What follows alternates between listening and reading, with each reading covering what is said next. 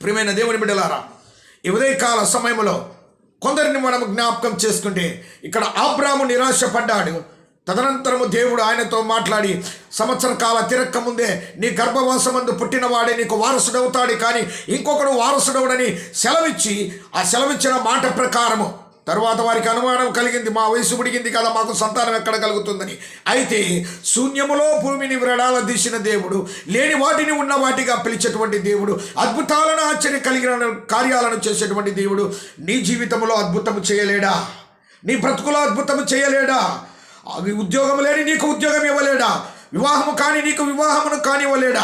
లేక రోగముతో బాధపడుచున్న నీకు ఆ రోగమును దేవుడు తీసివేయలేడా? మరి నీ కుటుంబంలో నెమ్మది లేని ఆ కుటుంబంలో నెమ్మదిని, శాంతిని ఇవ్వలేడా? ఇవ్వగలడు. సహకరించని శరీరాలతో ఉన్నటువంటి అబ్రాము శారాకే గర్భం ఇచ్చినటువంటి దేవుడు, ఈ సర్వ సృష్టిలో నోటి మాట చేత